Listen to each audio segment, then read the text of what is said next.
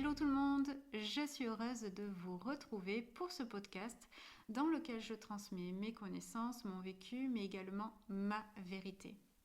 Je tiens à préciser que je ne détiens pas la vérité absolue. Ce n'est que mon interprétation à travers mon expérience pour vous apporter éventuellement une nouvelle vision. Donc prenez uniquement ce qui fait écho, ce qui fait sens en vous et ce qui vous pousse à la réflexion. Votre pouvoir du discernement et du libre arbitre sont entre vos mains. Ceci étant dit, le thème d'aujourd'hui est la confiance en soi. Mais qu'est-ce que la confiance en soi ? C'est tout simplement, entre guillemets, de croire en soi, en ses compétences, en son potentiel, en ses capacités.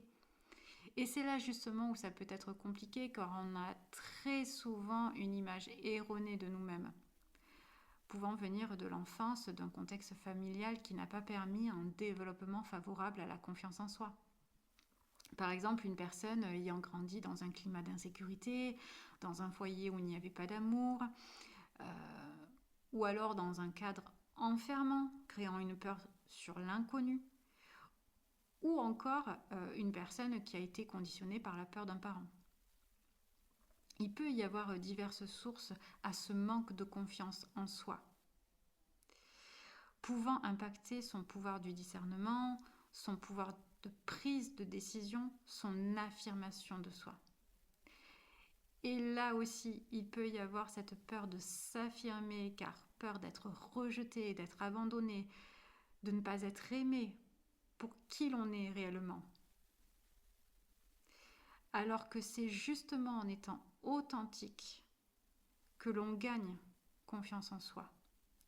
Car on vient lever des barrières parasitantes à son bon développement. Alors je sais que c'est facile à dire, que c'est autre chose à faire. Néanmoins, je pense qu'il est important de se dire que tout le monde manque de confiance en soi, à un moment donné de sa vie, peu importe le domaine. Donc ça ne sert à rien finalement de se comparer à l'autre si c'est pour alimenter son manque d'estime de soi. Non, certainement pas. Et au contraire, autant voir l'autre comme un moteur, pas dans un esprit de compétition mal placé où ça va être l'ego qui parle, mais plutôt dans cette idée que l'autre peut être une source, entre guillemets, d'inspiration. Dans le sens où on a déjà pu se dire, en regardant quelqu'un, « Oh là là, qu'est-ce que j'aimerais être capable de faire ce qu'elle fait ?» Bah ok, qu'est-ce qui t'en empêche ? Comment est-ce que vous pourriez vous inspirer de son expérience pour créer votre réalité, avec vos moyens et vos ressources à vous? Rien n'est impossible. Et n'oubliez pas que cette personne a pu douter, elle aussi, de son projet, de ce que vous souhaitez acquérir et que vous voyez que cette personne, elle y arrive. Ben, oui, mais peut-être qu'elle aussi, elle a douté. Vous voyez, on est tous pareils.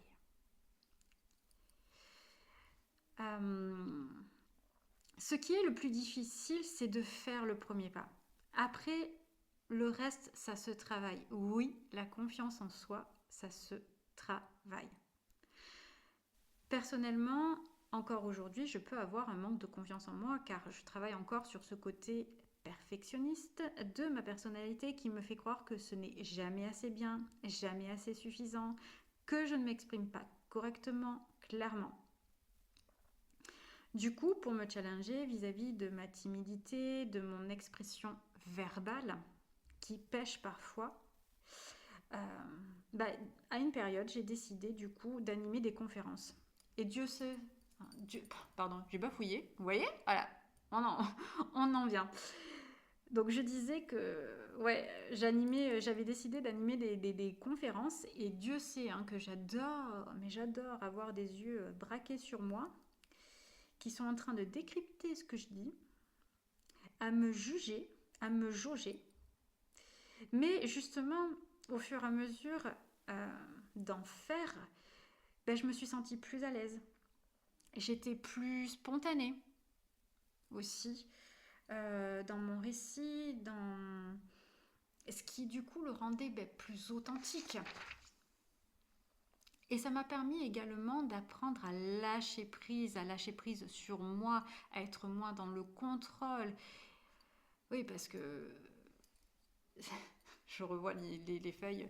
Justement, j'avais écrit, parce que je suis quelqu'un qui écrit beaucoup, et j'avais écrit justement cette conférence, mais mot pour mot, euh, avec les intonations, vous voyez, avec des petites annotations carrément. C'était hyper travaillé, c'était trop travaillé.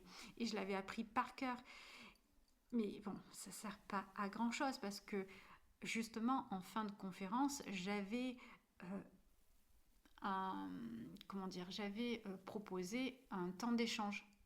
Vous voyez, pour voir si les personnes avaient des questions par rapport à ce que j'avais transmis, s'ils souhaitaient partager un point de vue.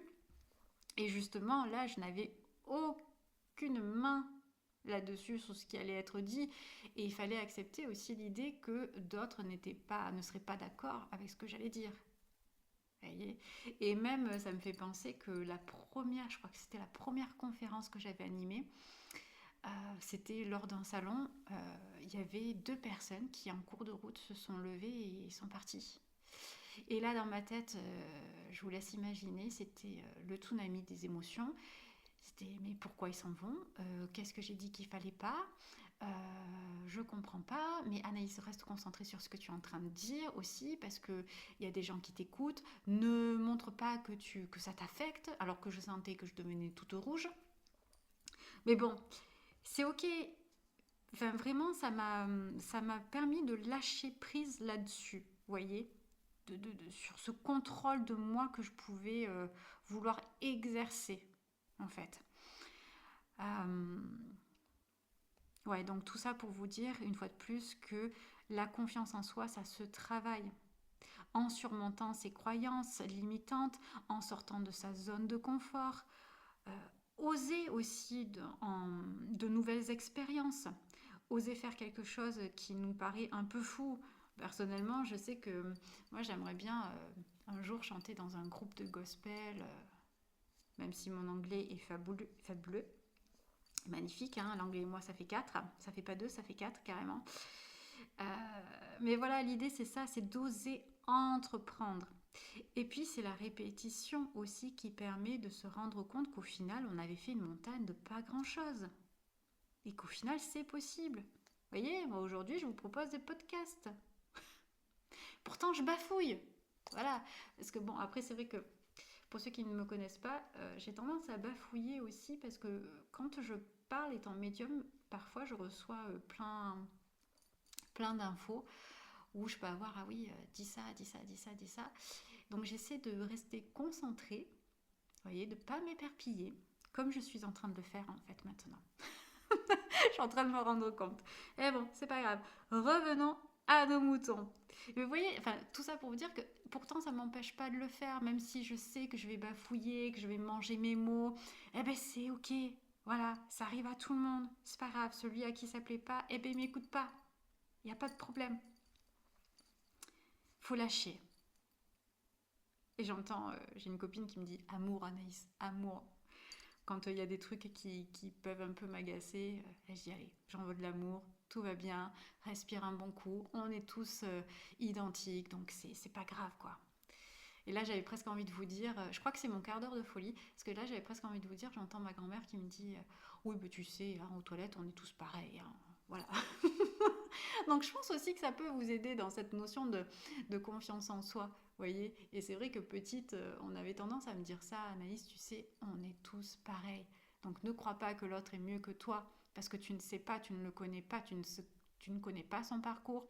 Tu penses que il est hautain, mais peut-être pas. Et effectivement, je me suis rendu compte avec le temps que, et même déjà à travers ma propre expérience, et euh, à travers mes consultations, qu'il y a des personnes qui arrivent, qui transmettent une énergie qui est totalement différente de ce qu'ils sont à l'intérieur. Et très souvent, ceux qui ont une apparence un peu, pas prétentieuse, mais un peu froide, voyez, cachent une grande sensibilité. Et ce sont des personnes justement très, très fortes, énergétiquement très magnétiques aussi. Donc bon. Donc ne pas se fier aux apparences. Continuons. Qu'est-ce que je voulais vous dire d'autre aussi? Oui, apprendre à prendre soin de soi pour justement mieux gérer son stress, ses émotions, pour garder un équilibre et dissiper les doutes qui sont contre-productifs, notamment pour les personnes qui sont dans l'auto-sabotage. Quelques points clés pour développer sa confiance en soi. Se centrer sur ce qui est important. Puis comme ça, on concentre son énergie, c'est pas plus mal. Se fixer des objectifs et se donner les moyens d'y parvenir. Tout à l'heure, je vous parlais du gospel. Effectivement, si je ne me renseigne pas, s'il y a des groupes de musique qui font du gospel autour de chez moi, j'en ferai jamais. On est d'accord? C'est ça. Le but là, c'est je me fixe des objectifs, je me donne les moyens d'y parvenir, dans le sens où, ok, je mets tout en œuvre pour... Le but n'est pas forcément de parler de succès, de réussite. C'est au moins de mettre toutes les chances de son côté. Faire face à l'échec pour apprendre de ses erreurs et affronter ses peurs. Parce que qu'est-ce qui fait que souvent on ne se lance pas dans un projet, quel qu'il soit le projet? Ça peut être matériel, ça peut être sentimental, peu importe. Mais ce qui fait qu'on ne se lance pas, c'est la peur de l'échec. Et c'est un peu le serpent qui se mord la queue, mais si on accepte de se dire, ok, ça peut échouer, mais je sais que j'apprendrai de ça et je comprendrai pourquoi ça n'a pas fonctionné et du coup je le modifie et je fais preuve de résilience. Et c'est là où justement la réussite elle y est. Et de toute façon, de toute manière, on fait tous des erreurs. Sinon on ne pourrait pas apprendre, on ne viendrait pas sur Terre. Clairement, enfin après c'est ma vision des choses, mais quel est l'intérêt de venir sur Terre? On vient sur Terre, l'être vient sur Terre pour apprendre. Donc s'il ne commet pas d'erreur, il ne pourra jamais apprendre finalement. Bien qu'il y a différentes méthodes d'apprentissage aussi. On peut apprendre de l'autre en l'écoutant et en l'observant. Mais bon, ça c'est une autre parenthèse. Autre point, avoir un état d'esprit positif et cultiver un mental positif. On le sait, le positif amène le positif. Donc, on reste positif. Se nourrir de ce qui nous fait du bien aussi. S'entourer de personnes bienveillantes et positives, forcément, ça ne peut qu'aider. Savoir écouter et recevoir des compliments. Ça, c'est important. Célébrer ses succès, mais même et surtout les petites victoires. Parce que justement, ce sont les petites victoires qui amènent au succès. Donc à chaque fois que vous franchissiez un palier, félicitez-vous. N'oubliez pas de vous féliciter parce que sinon vous risquerez de courir après une chimère. Moi je me rappelle, j'avais reçu une personne qui me disait mais quand est-ce que je vais réussir? Alors que le succès était déjà là, sauf qu'il était tellement buté sur une ligne d'arrivée qu'il ne cessait finalement de reculer et ne s'en rendait même pas compte. Et c'est là que c'est dommage. D'où l'importance de revenir à soi.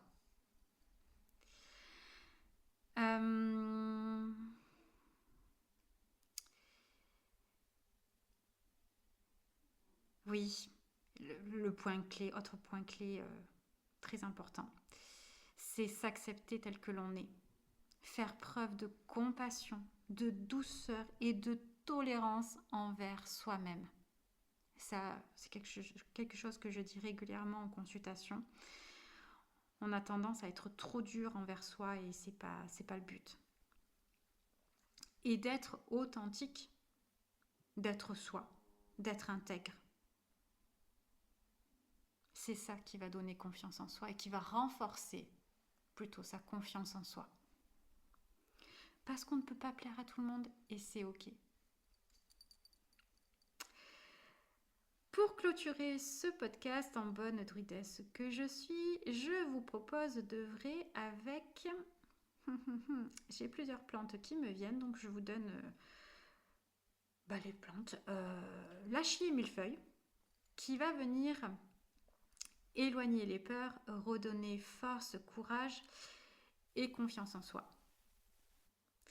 Associé au grenat, qui apporte confiance en soi, persévérance, courage, vitalité, discernement et aller droit au but.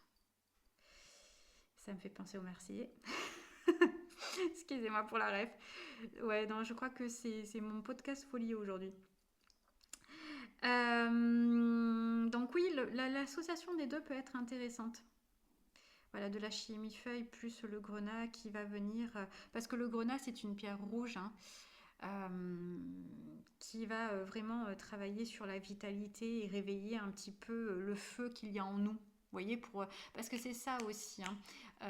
L'élément feu, c'est sa phrase, c'est l'étincelle qui anime tout. Et les personnes qui manquent de confiance en eux, c'est bien aussi de venir réveiller ce petit feu qu'il y a en nous, hein, pour que ça devienne un feu un peu plus consistant. Mais je vous propose également une autre association qui peut être tout aussi intéressante, qui est le tournesol pour la confiance en soi, mais pour la positivité, la persévérance, le bonheur, la chance, protège des énergies négatives, apporte la lumière et la chaleur. Associé à la malachite, dans cette capacité d'adaptation, offrant résilience, ouverture aux possibilités, aux transformations, au dépassement de soi et aux prises de risques. Vous voyez, la dynamique n'est pas la même.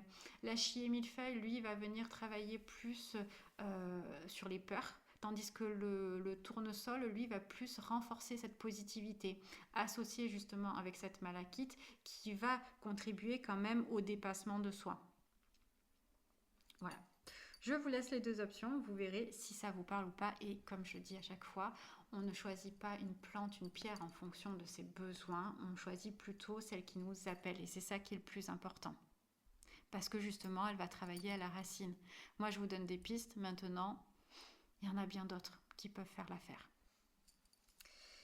Et puis, comme j'adore les plantes, forcément, je ne peux que transmettre. Voilà, j'espère que ce podcast vous aura parlé. N'hésitez pas à vous abonner à ma chaîne, à liker, à commenter, à partager, à vous rendre sur mon site pour découvrir mon travail de druidesse. Et puis moi, je vous remercie pour votre écoute et puis je vous dis à bientôt. Bye bye!